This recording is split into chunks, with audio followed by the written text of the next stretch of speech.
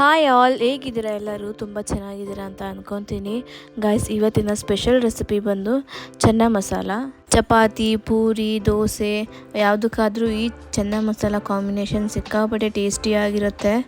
ಹೊಸದಾಗಿ ಯಾರೆಲ್ಲ ನನ್ನ ಚಾನಲ್ ನೋಡ್ತಿದ್ದೀರೋ ದಯವಿಟ್ಟು ಸಬ್ಸ್ಕ್ರೈಬ್ ಮಾಡಿ ಹಾಗೂ ಸಪೋರ್ಟ್ ಮಾಡಿ.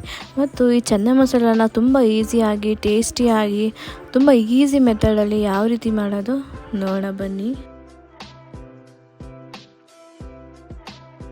ನಾನಿಲ್ಲಿ ಒಂದು 1/4 kg ಆದಷ್ಟು ಕಾಬೂಲ್ ಕಡಲೆನ ತಗೊಂಡು ಇಡೀ ರಾತ್ರಿ ನೆನೆಸಿಟ್ಕೊಂಡಿದ್ದೆ. ನಿಮಗೆ ಇಡೀ ರಾತ್ರಿ ನೆನೆಸೋದಕ್ಕಾಗಿಲ್ಲ ಅಂದರೂ ಏನಂದರೂ ಮಿನಿಮಮ್ ಒಂದು 4 ರಿಂದ 5 ಅವರ್ ನೆನೆಸಿದ್ರೆ ಸಾಕು. ಇವಾಗ ಈ ಕಾಬೂಲ್ ಕಡಲೆನೆಲ್ಲ ಚೆನ್ನಾಗಿ ತೊಳ್ಕೊಂಡು ಈ ರೀತಿ ಕುಕ್ಕರ್ಗೆ ಹಾಕ್ಕೊಳ್ತಾ ಇದ್ದೀನಿ. ಹಾಕ್ಕೊಂಡು ಒಂದು ಸ್ವಲ್ಪ ಉಪ್ಪು ಹಾಕ್ಕೊಂಡು ಒಂದು 4 ರಿಂದ 5 ವಿಷಲ್ ಬರೋದಕ್ಕೆ ಬಿಡಿ. ಆಮೇಲೆ ಚೆನ್ನ ಮಸಾಲೆ ಮಾಡೋದಕ್ಕೆ ಬೇಕಾಗುವ ಪದಾರ್ಥ ನೋಡೋಣ ಬನ್ನಿ. ನಾನಿಲ್ಲಿ 1-2 ಈರುಳ್ಳಿನ ಈ ರೀತಿ ಸಣ್ಣದಾಗಿ ಕಟ್ ಮಾಡಿ ಇಟ್ಕೊಂಡಿದ್ದೀನಿ.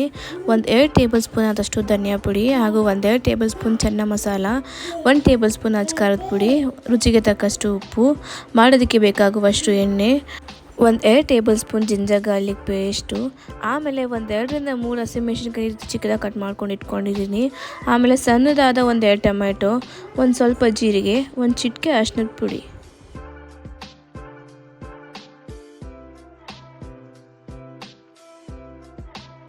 ನೋಡಿ, ಚೆನ್ನಾಗಿ ಇಷ್ಟು ಮಾತ್ರ ಬೆಂದಿರಬೇಕು. ಈಗ ಒಂದು ಕಡಾಯಿಗೆ 3 ರಿಂದ 4 ಟೇಬಲ್ ಸ್ಪೂನ್ ಎಣ್ಣೆನ ಹಾಕ್ಕೊಳ್ತಾ ಇದ್ದೀನಿ. ಎಣ್ಣೆ ಚೆನ್ನಾಗಿ ಕಾದ್ಮೇಲೆ ಇವಾಗ ಒಂದು ಸ್ವಲ್ಪ ಜೀರಿಗೆನ ಹಾಕ್ಕೊಳ್ತಾ ಇದ್ದೀನಿ. ಆಮೇಲೆ ನಾವು ಸಣ್ಣದಾಗಿ ಕಟ್ ಮಾಡ್ಕೊಂಡು ಇಟ್ಕೊಂಡಿರುವಂತಹ ಈರುಳ್ಳಿನ ಹಾಕ್ಕೊಳ್ತಾ ಇದ್ದೀನಿ. ಹಾಕ್ಕೊಂಡು ಚೆನ್ನಾಗಿ ಫ್ರೈ ಮಾಡ್ಕೊಳ್ತಾ ಇದ್ದೀನಿ. ಈರುಳ್ಳಿ ಈ ರೀತಿ ಚೆನ್ನಾಗಿ ಗೋಲ್ಡನ್ ಬ್ರೌನ್ ಕಲರ್ ಬರೋವರೆಗೂ ಚೆನ್ನಾಗಿ ಫ್ರೈ ಮಾಡ್ಕೊಂಡಿದ್ದಾದಮೇಲೆ ಇದಕ್ಕೆ ಹಸಿಮೆಣಸಿನ್ಕಾಯಿನ ಹಾಕ್ಕೊಳ್ತಾ ಇದ್ದೀನಿ. ಹಾಕ್ಕೊಂಡು ಅದನ್ನು ಕೂಡ ಚೆನ್ನಾಗಿ ಫ್ರೈ ಮಾಡ್ಕೊಳ್ತಾ ಇದ್ದೀನಿ.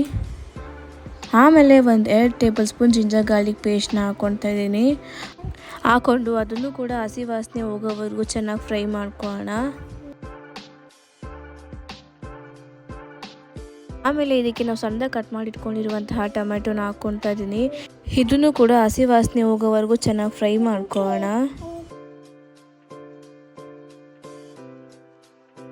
ನೋಡಿ, ಈ ರೀತಿ ಮೇಲೆ ಎಣ್ಣೆ ಬಿಟ್ಕೊಳ್ಳೋವರೆಗೂ ಫ್ರೈ ಮಾಡ್ಕೊಂಡಿದ್ದಾದಮೇಲೆ ಇದಕ್ಕೆ 1-2 ಟೇಬಲ್ ಸ್ಪೂನ್ ಧನಿಯಾ ಪುಡಿನ ಹಾಕ್ಕೊಳ್ತಾ ಇದ್ದೀನಿ.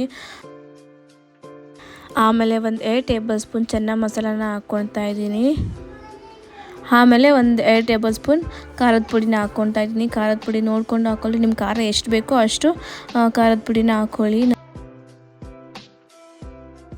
ಆಮೇಲೆ ಒಂದು ಚಿಟಿಕೆ ಅರಿಶಿನ ಹಾಕ್ಕೊಂಡು ಚೆನ್ನಾಗಿ ಮಿಕ್ಸ್ ಮಾಡ್ಕೊಳ್ತಾ ಇದ್ದೀನಿ.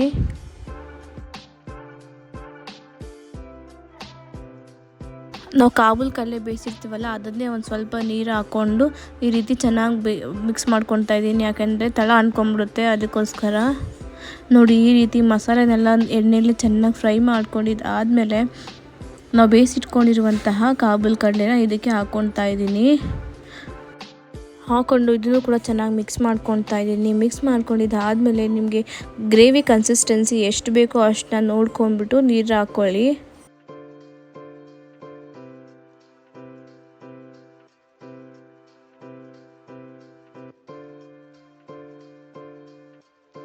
ಆಮೇಲೆ ಒಂದು ಸ್ವಲ್ಪ ರುಚಿ ನೋಡ್ಕೊಂಡು ಉಪ್ಪು ಹಾಕ್ಕೊಳ್ಳಿ. ನನಗಿಲ್ಲಿ ಉಪ್ಪು ಕಡಿಮೆ ಅನಿಸ್ತು, ಅದಕ್ಕೆ ಒಂದು 1/2 ಟೇಬಲ್ ಸ್ಪೂನ್ ಆದಷ್ಟು ಉಪ್ಪನ್ನ ಹಾಕ್ಕೊಳ್ತಾ ಇದ್ದೀನಿ. ಇವಾಗ ಇದನ್ನ ಹೀಗೆ ಒಂದು 10 ನಿಮಿಷ ಹೈ ಫ್ಲೇಮಲ್ಲಿ ಬೇಯೋದಕ್ಕೆ ಬಿಡೋಣ. ನೋಡಿ, 10 ನಿಮಿಷ ಬೆಂದಮೇಲೆ ಗ್ರೇವಿ ಕನ್ಸಿಸ್ಟೆನ್ಸಿ ತಿಕ್ಕಾಗಿರುತ್ತೆ. ಸೊ ಇವಾಗ ನೀವು ಸ್ಟವ್ ಆಫ್ ಮಾಡಿಕೊಂಡು ಸರ್ವ್ ಮಾಡ್ಕೊಬೋದು. ಐ ಹೋಪ್ ಈ ರೆಸಿಪಿ ನಿಮಗೆ ಇಷ್ಟ ಆಯಿತು ಅಂದ್ಕೊತೀನಿ. ನೀವು ಈ ರೆಸಿಪಿನ ಮನೆಯಲ್ಲಿ ಒಂದ್ಸತಿ ಟ್ರೈ ಮಾಡಿ ನೋಡಿ. ಆಮೇಲೆ ಕಾಮೆಂಟ್ಸ್ ಮೂಲಕ ನನಗೆ ತಿಳಿಸಿ ಈ ರೆಸಿಪಿ ನಿಮಗೆ ಹೇಗೆ, ಯಾವ ರೀತಿ ಇಷ್ಟ ಆಯಿತು ಅಂತ ಹೇಳಿಬಿಟ್ಟು. ಹಾಗೆ ಈ ರೆಸಿಪಿ ನಿಮಗೆ ಇಷ್ಟ ಆಯಿತು ಅಂತಂದರೆ ಈ ವಿಡಿಯೋಗೆ ಲೈಕ್ ಮಾಡಿ, ಕಮೆಂಟ್ ಮಾಡಿ, ನಿಮ್ಮ ಫ್ರೆಂಡ್ಸ್ ಆ್ಯಂಡ್ ಫ್ಯಾಮಿಲಿಗೆ ಶೇರ್ ಮಾಡಿ, ಹಾಗೂ ನನ್ನ ಚಾನಲ್ಗೆ ಸಬ್ಸ್ಕ್ರೈಬ್ ಮಾಡಿ ಮತ್ತು ಸಪೋರ್ಟ್ ಮಾಡಿ. ಸಿಗೋಣ ಮತ್ತೆ ಮುಂದಿನ ರುಚಿಯಾದ ರೆಸಿಪಿಯೊಂದಿಗೆ. ಅಲ್ಲಿವರೆಗೂ ಟಾಟಾ, ಬಾಯ್ ಬಾಯ್.